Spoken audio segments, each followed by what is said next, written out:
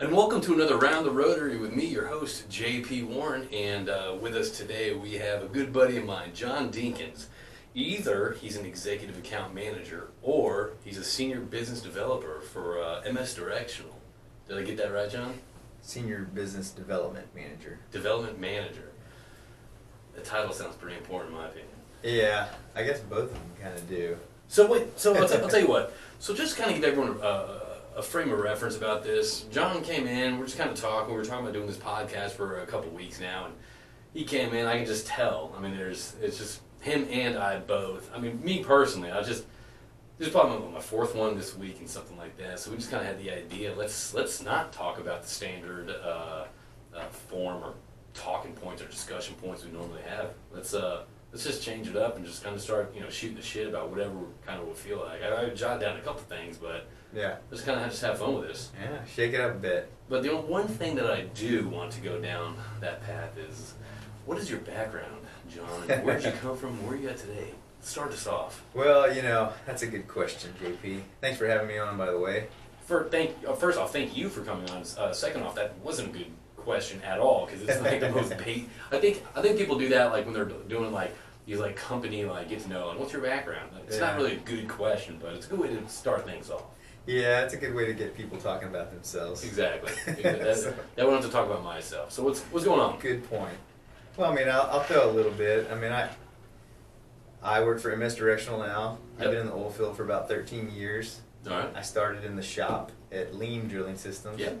I went to the field, worked for Lean for a couple of years. Where did you grow up? So I grew up on the north side of Houston. Okay. In Spring, Texas. All right. So I mean, I'm born and bred here. I went to Klein Oak High School. Yeah. So it's not too far from here. And then I went to school at Sam Houston State. Yep. So graduated from there in 2007, I believe. And sorry? No, I was gonna say that you went straight to the oil field. Yeah, so I was in the shop, working at the shop, turning interconnects for the NWD tools, and then once I graduated, they offered me a field position. So how did you in college? I mean, how did you get this job in the shop? I mean, that's kind of a. So a good friend of mine, her older brother, worked for Lean. Okay. And he was actually, I think he was an account manager at that time. Now he's very high up in the ranks now. All right. But he got me that job, and I was able to go to school and do that job, so it was really nice. Okay. And then, but once I graduated, I was like, I got to do something else. What did you graduate in? Business management. Okay. Yeah. So pretty general. And then, but once I got that job, or once I graduated, they gave me that job to go to the field, and that was something that I've always wanted to do, was like get out in the field and work in oil and gas. I mean, mainly because I think I really wanted to. I like working with my hands. Right. I like doing a job and seeing that it. You have steps, and then you get it done, and then you feel good about it. You enjoy watching a job go from I guess concept mode, design, manufacturing, QA, whatever, all the way to the field, all the way it goes down. Yeah. Okay. That's a good point. So you love seeing the overall scope of the project. Yeah. Okay. And thinking of on the ambition side of myself. Yeah. Ambitious being as, hey, go out in the field, learn as much as I can, and then get into city sales. Honestly. Did you want to get into sales? I did want to get into sales. What drew you in about sales? I think it came from my granddad was in sales. So him being in oil and gas, I got a good feeling from that. Watching him and growing up and seeing how his life turned out, I thought I wanted to do that. So you're third generation oil field. Yeah. Okay. Wow. So oil field's always been in the family. I didn't necessarily always want to be in the oil field. I mean, when I was a kid, I wanted to play baseball. Yeah. When I was a kid, I wanted to be like an actor or something like that. Yeah. Yeah. So yeah. I mean, that's probably where you recognize me from. I was had a small role as an extra in Basketball Diaries.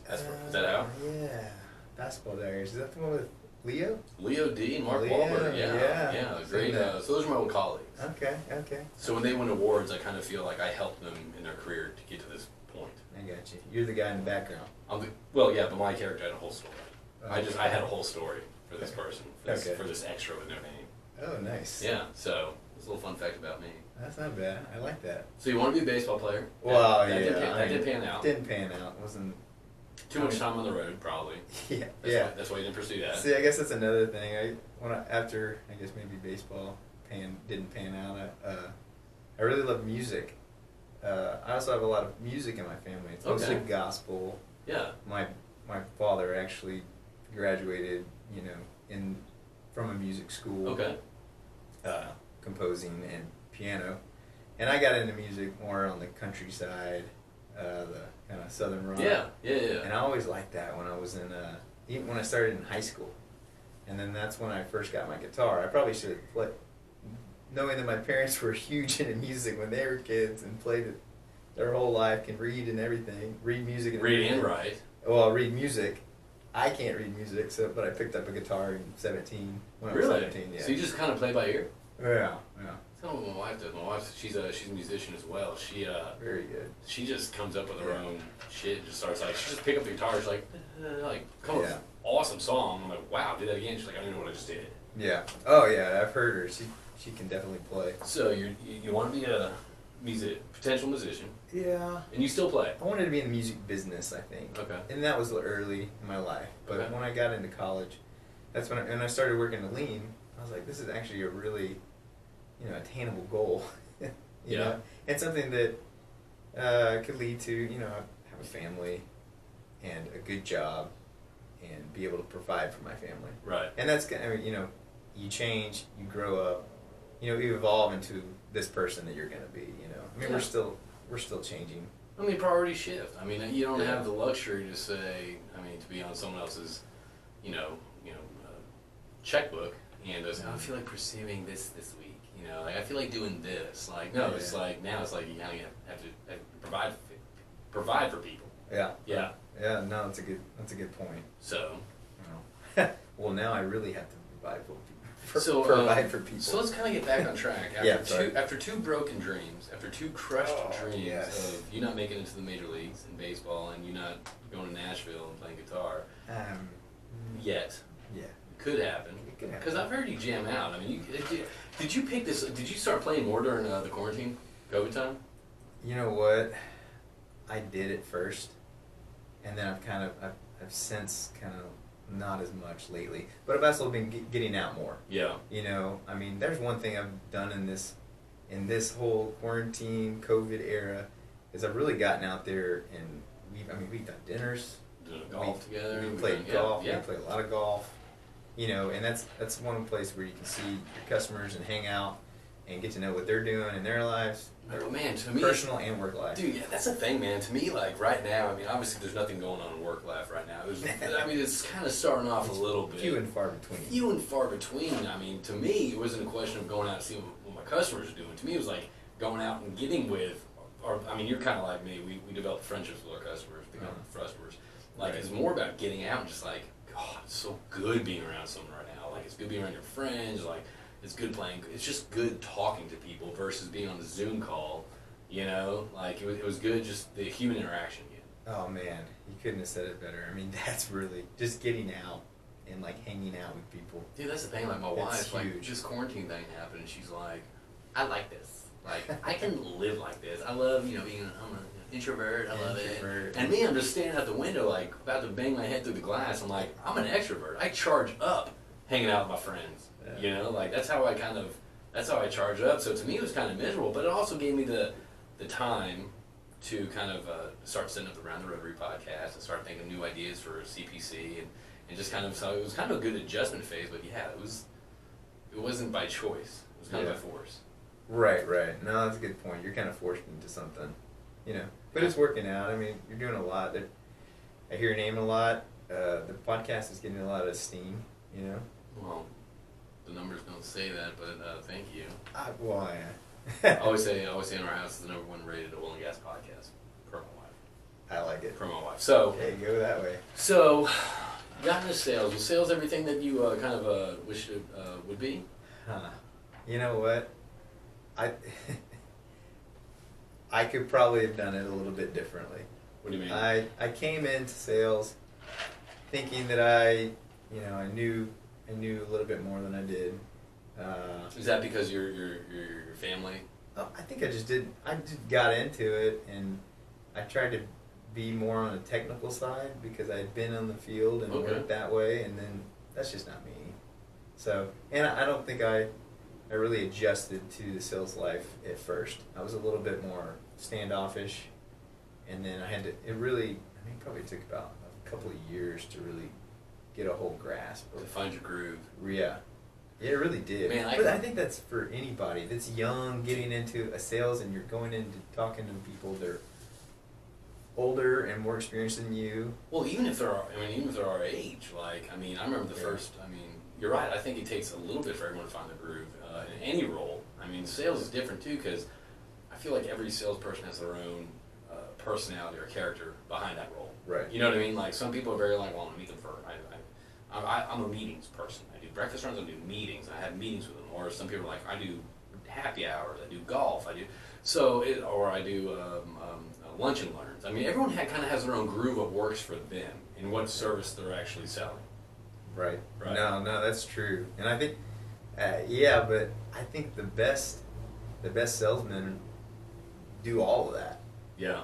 You know, I just not a one-trick pony. Man, personally, it took me like 8 months before I was even comfortable. Like, I'd go to places and be like, I don't even know who I'm supposed to meet. I don't even know what I'm supposed to talk about. Like, do I talk about work nonstop? And it kind of took me about 2-3 years to kind of find my groove, to be like, man, just be yourself. Like, show genuine care and concern. Be yourself. Talk to these people. Get to know them. Don't view them as a customer. View them as a person. And like, that's kind of how I started, like, kind of finding like my groove. Right. Yeah. No, that's a good point. I think even like when I first started, so I worked for Leem, and then I got into sales. But I was in sales at Baker Hughes. Okay. But at Baker Hughes, I think what my problem was at Baker, I didn't rely on the expertise around me at first. What do you mean? Like all the experienced people, I was selling directional tools, trying to sell them myself, when I should have really been relying, or not necessarily relying on people, but using the people around me to help me, get my point across about how these tools or our people are good to work with. Why do you think that you didn't include them or take their insight when you started off? It might have been maybe I just wasn't guided as well.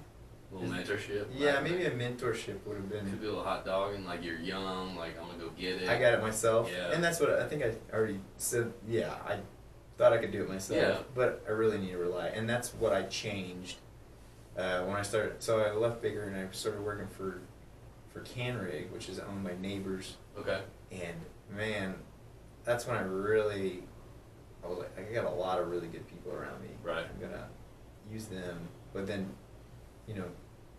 take my strengths and their strengths and put it together, and really go out there and get this product out there. Was there like an aha, like an oh shit moment? It's like, man, I really kind of have to have the support around me to sell this product, or is it just kind of like one of those things like, oh, I'm 28 now, time to do this? I think I think maybe it had to do with some people, some mentors. Okay. In that time frame, and maybe get a little sharpen it up. Maybe I was kind of running a little wild in my younger days. And I think it's funny too. I think people think I'm a lot younger than I am. And I'm like, I'm not that young. Dude, I know. Like, I'm 40. I'm 40 years old. I'm 37. I feel like I'm 27. Oh, I know. I feel like I'm 27. And is it because we act that way? It's first off, our job encourages us to act that way. That's good. You know what I mean? So that's also a good point. It could be that either we're acting that way, or it's just maybe one of those things that maybe every 40 person feels like, I don't feel 40. I feel like late 20s. Yeah, maybe age doesn't catch up to you mentally. That's a good point too. I don't know, man. I don't feel 40. Every time I say 40 and I get this look, what?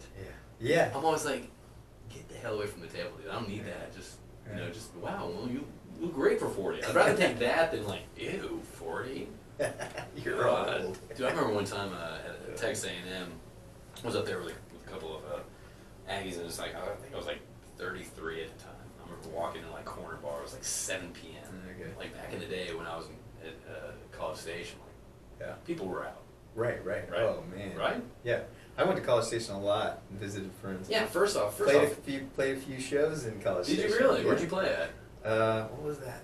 Canyon? Canyon, The Shadow one that was Canyon. on the side? Shadow Canyon. Shadow Canyon? Yeah. Dude, Third floor in Bryan. yeah, third floor, yeah. My And, buddy played third floor. And then we would play, I would go over there and play I don't know, some patos. It was really small. Was that in Bryan? Really Was that in small. Bryan? No, it was like in Northgate. I think it was called Zapato. It might have been.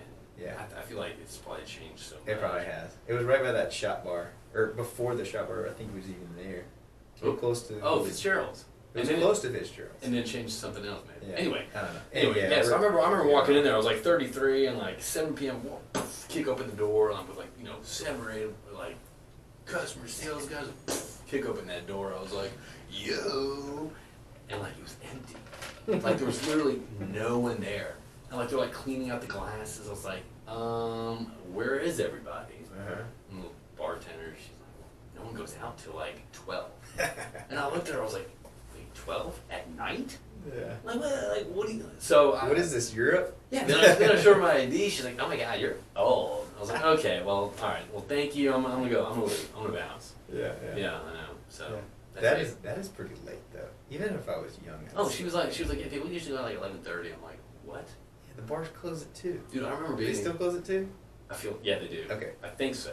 Yeah. I feel like I remember like going out to like the tap in College Station. It's like drinks were like 75 cents till like 11. Yeah. And then 11 they go to like this astronomical price of $1.25. And I'm like, guys, screw Highway this. robbery. Yeah, I'm like, screw this place. Highway robbery. Let's get out of here. $1.25. Screw this. Yeah, it's ridiculous. Let's go drink natural light at our houses. Yeah, now you're paying $6, $6.50 in Houston for a Miller Lite. So anyway, Good point. so going back to age. Yeah. Oh, yeah. Well, I guess. Anyways, well, I started a little bit later. We can talk a little bit about family. Let's talk about family right now. So the funny thing, I mean, I've got 2 kids, 2 boys. Okay. A 2-year-old in November, All right. and then the other one's 3 months. Oh, yeah. So, and I'm 37.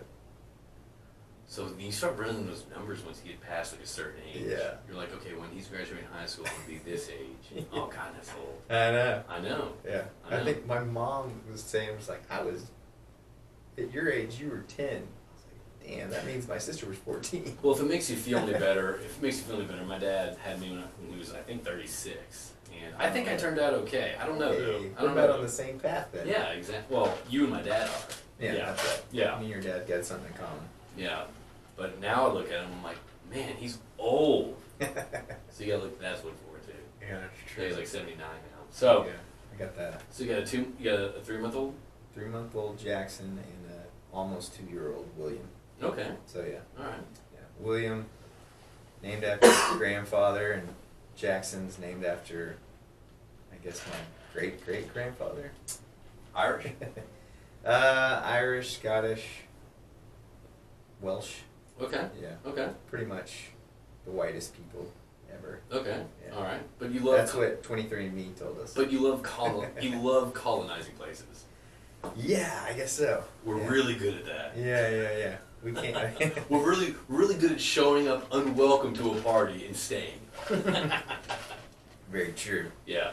Yeah, but it's like going back to, I guess, to staying on the family thing is so my family's been in oil and gas for a long time. All right. I think we were talking about this earlier, and it was like, so my great granddad, I mean, they moved from Alabama to Alabama to North Louisiana, around Arcadia, around Ruston.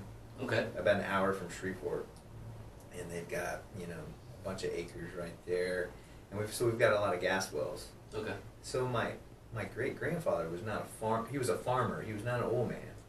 So when the oil landmen came around looking to lease up some land, you know, he was pretty excited about it. And they're like, oh, you're going to pay me to drill on my land? Oh, yeah, sure. Yeah. And, you know, the landmen back in those days weren't exactly the fairest. Yeah, it was like when There Will Be Blood. Yeah. Yeah, exactly. Yeah. Oh, so you'll get all these promises. I think their royalties are ridiculously low. I mean, but the funny thing is, like, what is it, 2008 when gas was like $14? Yeah. Overnight millionaires down the street. Really? Yeah. But we can't get out of that lease because I think we still have, you know, producing wells, gas wells on that property. So I can't even remember who owns it right now. So maybe another 70, 75 years. Yeah. Kind of renew that lease. Maybe. Yeah. Okay. Yeah, maybe so. That's pretty interesting, though. I mean, that's probably good exposure as a kid, going up to your grandparents' place and seeing that. I think that had a lot to do with me getting into oil and gas. My granddad worked for a gas transportation company, but it was oil field. I mean, I had some uncles that worked on the rig. All right. As the tool pushers. Okay. So that was kind of a oil and gas has always been in the family. It's always been there. Yeah. Okay. So. Let me ask you a question. Sitting right now, two children sitting there, is it what you expected it to be? Oh man, no. In what way? I mean, you know what's funny is, like, I guess I expected it to be hard, so yeah. All right. So, but the thing is, it's like, it's really hard, but it's also kind of, it's easier too. I'm like, oh, so all you have to do is really just, you know, watch them and feed them. Yeah. Make sure they don't. Just stay in front of them. Yeah, just, make sure that, like. So all we have to do is bug them, pretty much. Yeah, exactly. I got pretty much, I have to be a stage 5 cleaner. Exactly. Stop and no is said a lot, which sucks. Hey. It's like people say, don't say no to your kids. I'm like, what are you talking about? I'm going to say no to my kids. I have to say no to my kids. Always say no. I've heard, heard people say that. I'm like, that doesn't make any sense. So, let me ask you a question. Being a parent, does it kind of change, first off, I wanted to go back to kind of what you think about what it was going to be like in the oil field versus what it's now. But, like, being a parent right now, don't say no to your children. Don't do this, don't do that. Do you ever, like, look at your kids, like, sitting in your position right now as the parent and kind of reflect back, like, oh my gosh, when I was that age, my parents were doing this, and thinking, like, wow, like, I remember my parents were flawless, you know. Now I'm realizing that they were just figuring it out kind of like we are. Oh, yeah. Yeah. Yeah. I mean, I feel like I was a good kid, but I could have been a lot better. Well, yeah, I think, yeah. And I thought my parents had it all figured out. Were you always in trouble? Were you always in trouble of getting in trouble, or you didn't care? No. Were you one of those kids that pushed like the lines? I was pretty laid back, I think. So I had an older sister, so she got the blunt of everything, and then I kind of got away with a lot more. So you kind of slid under the radar. Yeah. Behind her. Yeah. Okay. Yeah. All right. But she was like my second mom, or she still is my second mom. Okay. Hope she didn't listen to this. That's the North Louisiana thing, maybe. It might be, yeah. See, the North Louisiana people are very, like, it's like East Texas and North Louisiana. They're real talkative. Yeah. Like, It's like its own little culture. It really is, yeah. I could probably even get into it too, like I'll ramble a little bit. Yeah. And that's like an East Texas thing, or North Louisiana thing. I like it. My mom does it all the time. I like it. She talks to the wall. You should have her on for your podcast. Get her on here, get her and you. Ooh, that would be ridiculous. I would love to do like a moms in the oilfield podcast. Maybe not mine, but yeah, that would be a good one. Moms or like wives or spouses. You know what I mean? Lord. That'd be pretty interesting. Yeah. Did you ever get in trouble as a kid? No, not really. I mean, little things. I do have one funny story. I'll tell this story. I mean, I was in high school. What else were you doing? Yeah, it's around drinking. So don't drink in high school. Don't drink until you're legal. Yeah, don't drink until you're legal. So I was in high school, and I think I was a sophomore, maybe. I had my truck. I had this green Chevy 1500 Silverado. Yep. And it wasn't even like the correct green. It was like an emerald green. It had been painted over, but it was pretty sweet. Yeah. Called it mean green. But we went to this high school baseball game. Kleinuck was playing Klein in the playoffs, and one of my good buddies, his dad is the head baseball coach, and we were all baseball players. And we got beer for the game, and we took the game. We drank whatever. Yeah. And then the next day, it was a Thursday game. The next day was Friday. I forgot to take the cooler out of my truck, so I had a couple, A couple lone buddies, leftover soldiers, leftover guys. Yeah. And so, and the funny thing is, I get to the parking lot, I park, and I'm like, oh no. You realize don't be back. Well, no, I was like, don't Yeah. be back there. And I went back there, open it up, and they're both right there. So I take them all, I chunk them, I throw them like, I think I threw one at the track. Yeah. Like an idiot. But I was like, as long as it's not in my car, we're cool. If it's not near me, I'm not in trouble. Yeah. Yeah. So, but later in that, so someone heard that one.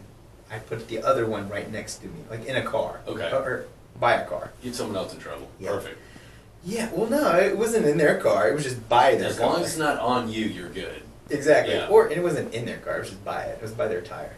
And but second period rolls around, and I get a note to go for the principal for me to go to the principal's office.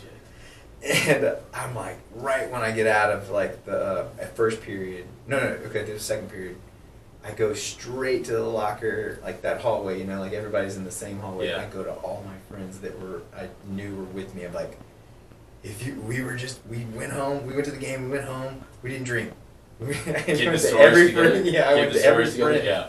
Yeah, and then before the period started, I went to the principal's office, and the principals take me. There's like 3 of them. And I know them all, and they know me. Yeah. And they all take me out there, and they're like, "Hey, how's the game? How was it? Was it a good one?" I was like, "Oh yeah, I mean we won, And so you're like, all right. So what'd y'all do?" And they're like, "Well, we went to the game." And then we go to my truck, and then they're like, "Okay, so we found some beers." I'm like, "Oh really?" Yeah. I was like, "Oh wow." Whose were what? Yeah, what beers? It was like, Disgusting. well, I mean, they're yours, right? And I'm like, no. He's like, well, they were cold.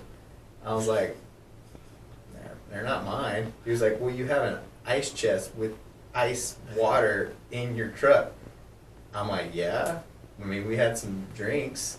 We didn't have any beers. We had some soda pops, bud. Yeah. You not down with soda pop? Oh, Lord. So that whole thing, they can't say anything because it wasn't in my ice chest. Just the evidence. So, but then I think I leave school that day because it was playoffs, so the varsity, I was still sophomore, freshman. And so I was leaving that day to school, and I pulled out, and the cop pulled me over. This guy, he had a big handlebar mustache. I think we all called him Bulldog.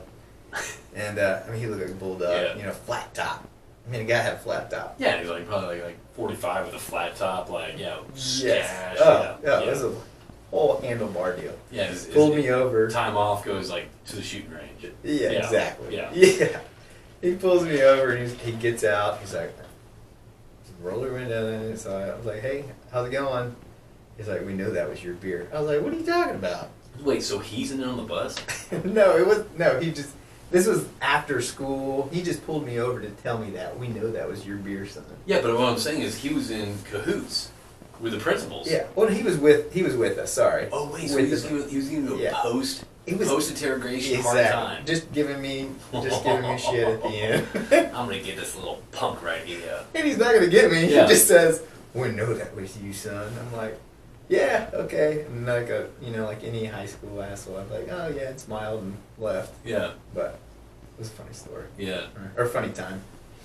I love how he had to put the nail in the coffin. He probably went home like, punk kids. Yeah, I really got him. Yeah, these punk kids everywhere. So you still playing music a bunch?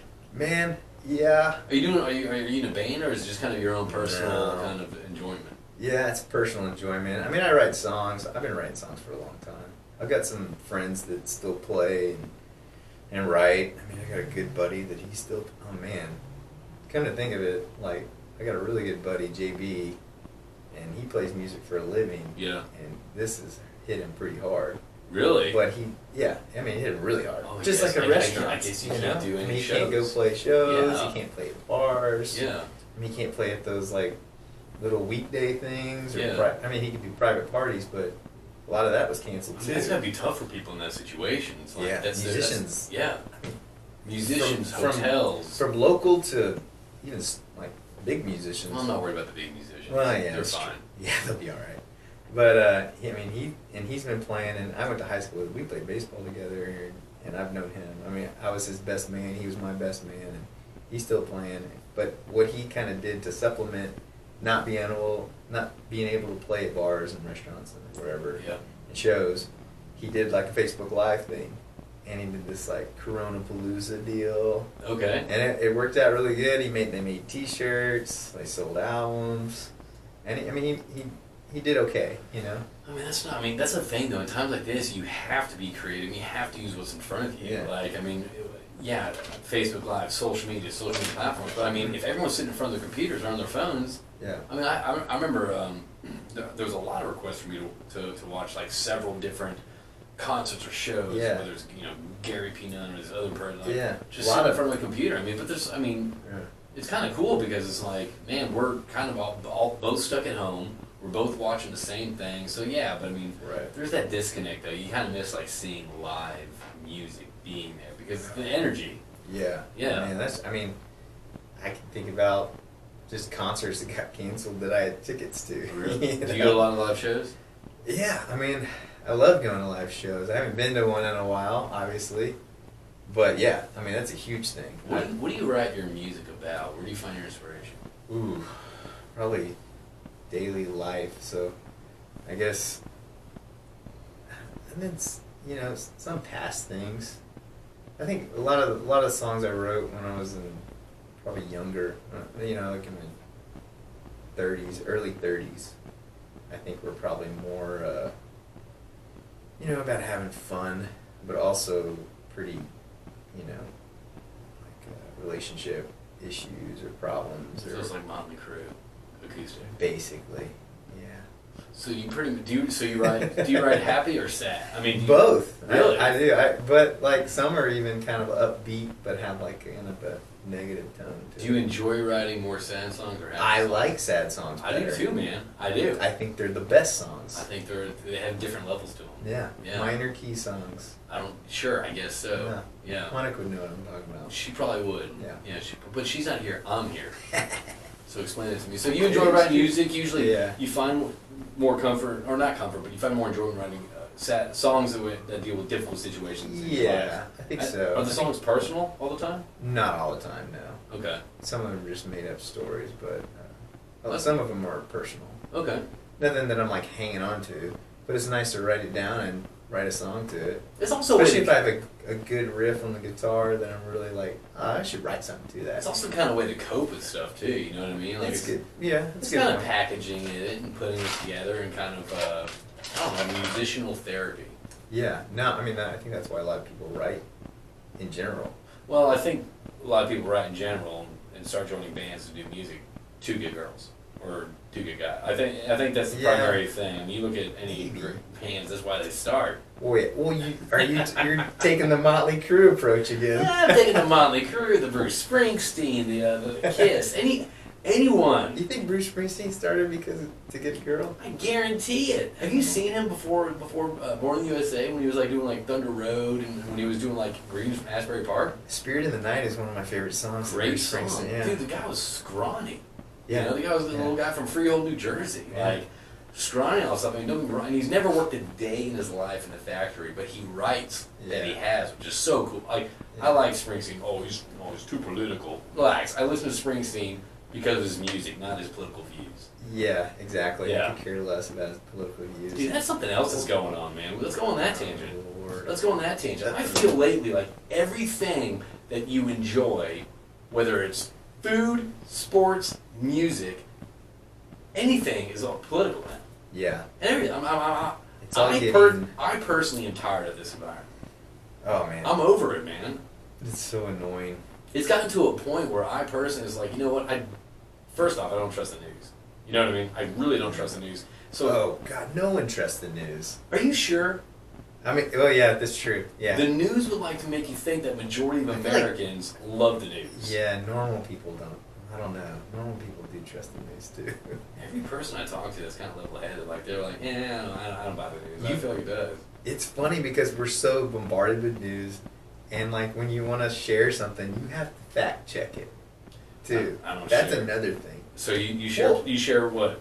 Not even, just more, even if it's like, I think this is funny, but I'm like, let me go check that out, if that's really real. Yeah, it's like... Or like, it's so outlandish, I'm like, I'm gonna go check this out. Yeah, it's like, Chick-fil-A's in Nashville is serving a 12-ounce chicken fried steak sandwich. Like, before I share this, I want to post... Is this real? Yeah, is this real?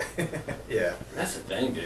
Yeah. I mean, you can't enjoy like a restaurant. We're talking about Yeti cups. Oh, man, don't support that. It's like, dude...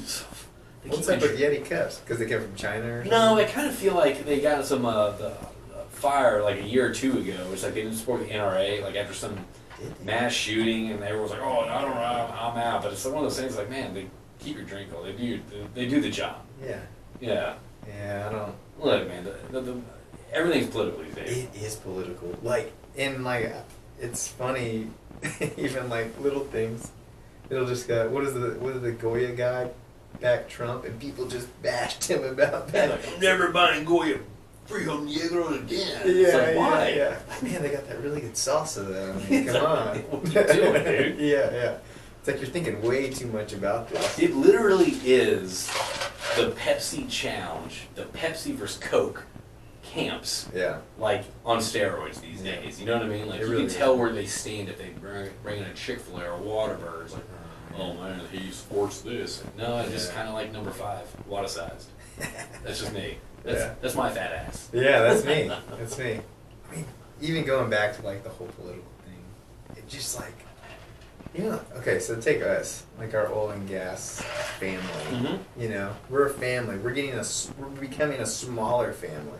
We are Because and we're just getting pelted with things left and right, and it's like that's all we hear is bad things about oil and gas. You never hear any good things. Yeah. I mean, you do. You But do. not on like the normal national news. Like, No, the normal national news portrays us as these fat, greedy, like we just want to go into places, extract their natural resources, and crush them. archaic. Yeah, too. archaic. They think we're like a bunch of idiots. Yeah, archaic. Yeah. And I think we've done a poor job as an industry to actually reflect, like, first off, what we do for people. Yeah. And what we do for communities, what we do for the communities that we operate in, what we do for the national level too. Yeah. You know, I mean, not just the supply energy and all that, but like, there's so much money that goes back into communities. But that's our fault. That's our fault. We do a poor job as ambassadors in the oil and gas industry to relay what we do, I feel like. Man, I have to sadly agree with that. Yeah. Yeah, it's true. And there's some. I mean, we're here comfortable in Houston, so we don't really get the bashing like say people in Pittsburgh or people in Ohio. Let's go back to Connecticut where I grew up. Yeah. Oh man. Lord, I bet you really get it. When I first you're gonna only get it? Yeah. Why is gas $3 a gallon? It's like, I don't know. Let me text my boys right now and reduce it. Like, what do you want me to do? Let me sit this straight. Yeah. I'm gonna talk to some people. Oh, it's like ridiculous. But I mean, I don't blame them though, because I grew up in Connecticut. I was born in Houston, grew up in Connecticut. Yeah. I had no idea about the oil and gas industry. That's true. Until I got in it. Yeah, and that's true. I mean, that's the sad part about it is so many people aren't around it. They don't know much about it. No. You know. Yeah. So let me ask you a question. What can we do on a personal level? Well, I mean, what you're doing right now, I mean, this is a good thing. I mean, I think it's because it's on social media and it's getting out there. Yeah. People are talking about it. And just like you were talking about Justin, I think he said his number really down. Oh, that was something about the podcast. The podcast because no one's driving. No one's driving. Yeah. Because that's when you listen to podcasts. Yeah. I'm guilty. That's when I do listen to them. But it's just, I mean, it's. And I'm saying we're here safe in Houston. It's not shunned. It's not shunned. Yeah. You know. So I mean, what can we do? I mean, it's not like we're gonna go up to Pittsburgh and, Denver and be like, hey, we're oil and gas people. But it's also one of these things too, obviously. What do we do? But it's also one of these things too. It's like obviously we have a job, we have a role in the oil and gas industry to promote our industry, to talk to people, to do that. But right now, man, I don't know about you, but the way things are going on in this world right now, whether it's COVID, whether it's the election, whether it's people kneeling, not kneeling, people buying, Whataburger, whatever it is, people in Coke versus Pepsi, Democrat, Republican. It's kind of one of those things too. It's like, yeah, like we are safe in Houston, all this stuff. We are with our friends and family. Yes, we should communicate to them, but I think right now, like, man, screw it. Like, there's enough stressors going on in this world today where it's like, I don't think that's a challenge I feel like tackling or focusing on right now. I mean, I'm not saying don't communicate what we do or don't do a good job, but at the same time, it's like, care about what matters to you and your family right now during these times when it's all negativity out there on the news, on social media, all that.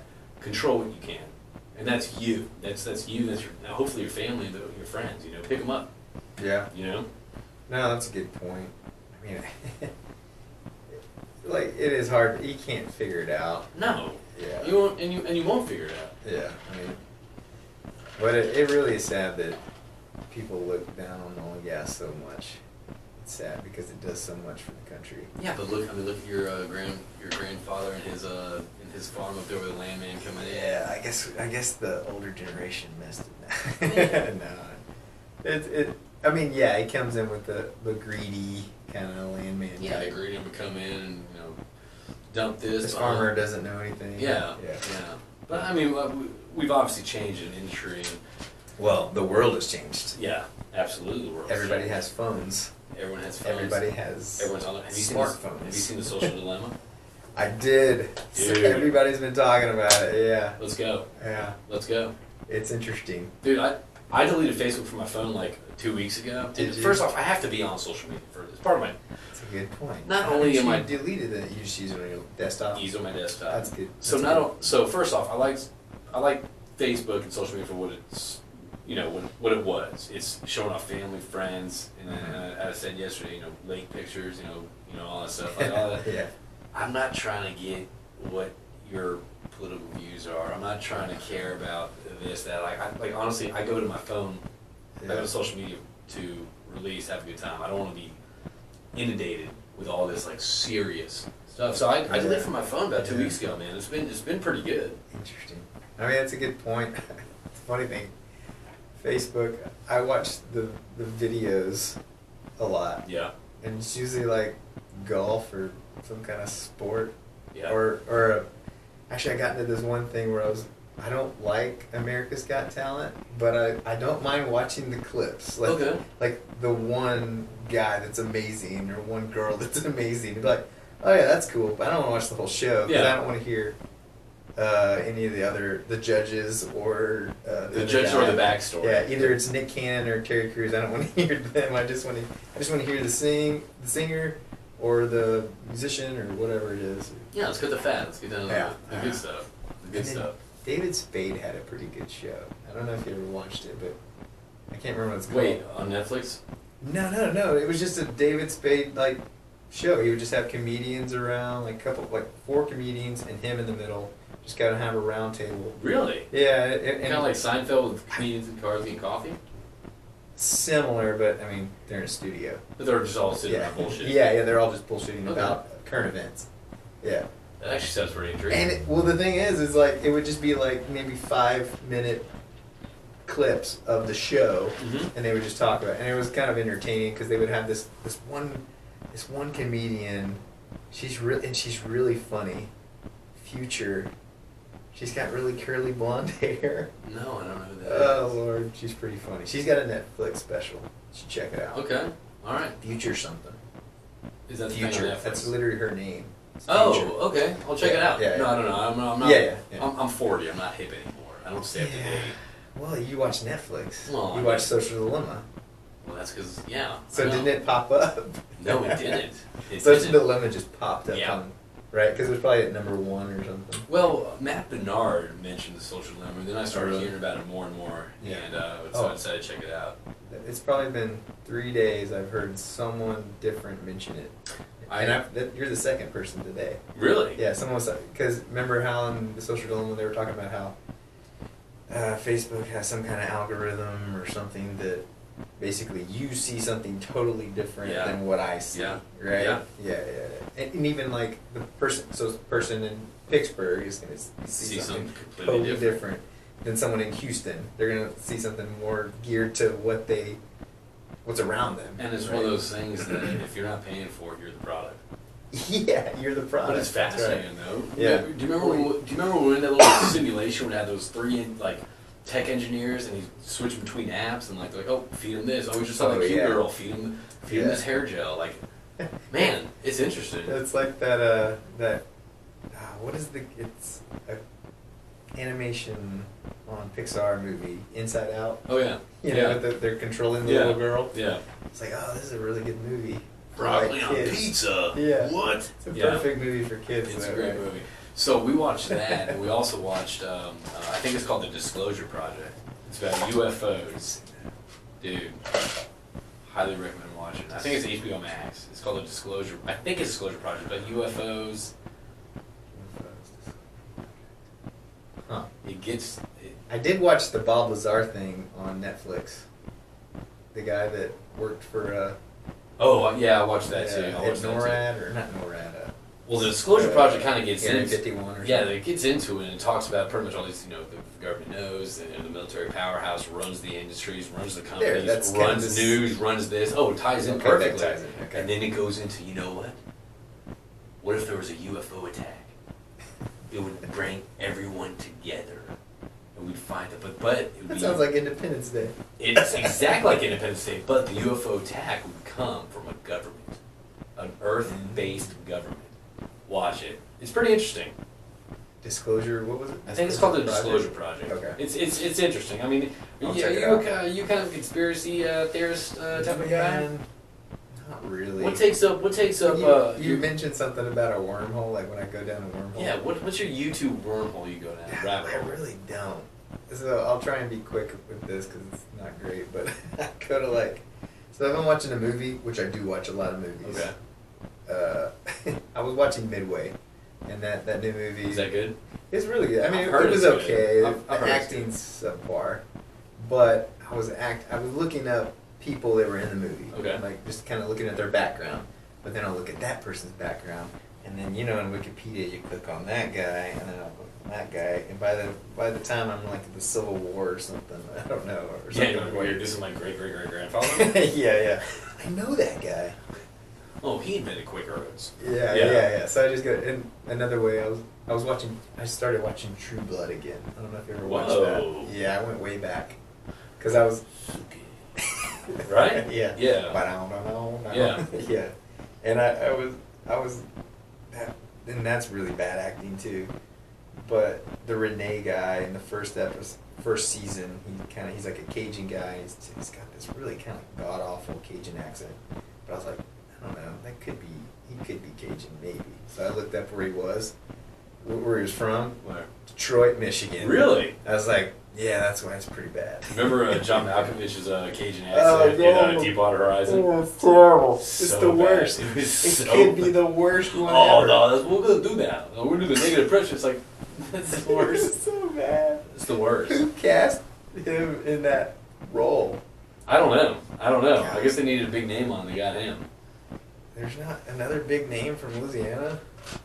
The whole cast probably should have been from Louisiana. I know. They really should have been. What's funny too, like Or Texas. It's centered around the electrician. Like the electrician's going on the rig floor. He's like, "Wait a minute, guys. You don't think this is normal?" I'm like, "Whoa."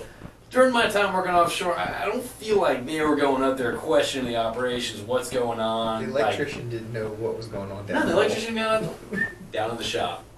Down in the shop. You know, like, don't get me wrong, like, very crucial, very important, but it's like, they weren't coming up there questioning operations. Like, hey, you guys think this is normal? We're doing this negative pressure test right now? Yeah. It's like, no, like. I don't even know if an electrician would know what that is. But that's the thing, though. Like, this show's like, dude, like, don't get me wrong, the graphics were phenomenal. Very sad story, but it's like. Oh, man, it's a horrible story. It's a horrible story, but it was funny. Like, he played an electrician. And he's on the rig floor walking around, making sure operations were legit. Yeah, taking care of things. Yeah, telling that rig manager what's up. It's like, all right, let's do this. Yeah. I don't think we should do this. You're the electrician, I'm the rig manager, I'm the OAM, I'll handle this. Yeah, I'll handle this. So, God. Anyway, bud, I think we should need to start kind of wrapping this up. What else you got? Oh, man. I don't know. What do you got?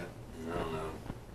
Anything grinding your gears these days? Anything you're over? I mean, we just talked about what we were all over. Yeah. I mean, we're pretty over. Yeah. I'm over a greater stance behind everything we do. You know what I mean? Like, whether it's like you're down for handshaking, giving people a fist bump, or giving people like a hug. Like, I'm down for it all. You know what I mean? But it's like, but I feel like lately, because of the news, because of social media, it's like that defines where you stand politically, which is stupid. Yeah. Oh, that's a good point. Yeah, and people just chastising people for their views. It's tough. Yeah, it's like, let it go, man. That person their favorite color might be blue, yours might be green. Who cares? Who gives a shit? It doesn't matter. Just live your own life. There's enough stuff to worry about in this world to care that much what this person thinks about this subject. Exactly. That's my opinion. Yeah. I'm sure we'll probably get a lot of feedback. It's like, oh, no, that's not true. It's the future. Worry about your own backyard. Dude, I know. Get that in check. Yeah. And that's just a personal thing, I guess. But, I mean, the whole, like, political arena, that's a whole different ballgame, too. Let's not get on that. We're not here to do that. I kind of feel like people care too much, but it's for the wrong reasons. I think people just need to start caring about, like, how do I have more fun? How do I help them out? How do I bring people up? How do I bring my community up? How do I bring my home up? Like, how can I enjoy myself during this dumpster fire shit show the world's in? Yeah. Like, that's what I feel like people should. We're past the point of doom and gloom, fear, coronavirus is gonna get everyone. Every industry sucks right now. Let's focus on kind of flipping that back. Otherwise, I feel like we're gonna go down the path of just negativity. Yeah, I do. I think so. I mean, if we can just tomorrow's gonna be a better day. We're gonna come out of this oil and gas wise. Right. We're gonna come out of this. It's gonna look a little different. People need energy. Yeah. But you just gotta evolve with the times. Yeah. That was one thing I think a really good, employee evolves. Even salesmen like we are. Yeah. You have to evolve and with the times. You're doing a podcast. Yeah. This wasn't done 10 years ago, right? It was done probably 5 years ago. And I wasn't one of the first ones with the podcast. No. There's tons by of any them. means. Yeah, there's a lot of them, and there's a lot of really good ones. Oh yeah. Yeah, and you can learn a lot. And I think that it would be nice if people outside the industry would listen to some of them, especially maybe not this one, but definitely not this. First off, the people in the industry don't listen to this one, so I don't think the people outside the industry will. Yeah. Well, it's one of those things. Like, dude, we have more similarities than anyone. Like, you look at people like all these Democrats, Republicans, they're this, they're that. It's like, no, we're Americans. Like, let's just get through this, guys. Like, we're all having a bad time right now. Oh Lord. So anyway, on that note, we want to thank Jon Dinkins for swinging by today, the executive account manager or senior business development manager for MS Directional. I kind of enjoyed this. This was fun, kind of getting off topic and talking about just kind of random things that you'd hear if we were in the car together, going to lunch, or just on the highway, stuck in traffic. Right on. Yeah, like you said, in the golf cart. In the golf, just two buds in the golf cart, just shoot the shit. So right on, man. Anyway, man, I appreciate it. If anyone has any questions for John or myself, you can reach us at roundtherotary at cap-petra.com. Again, that's roundtherotary at cap-petra.com. All right, John, I appreciate you coming in, bud. Cheers, buddy. All right, cheers, bud.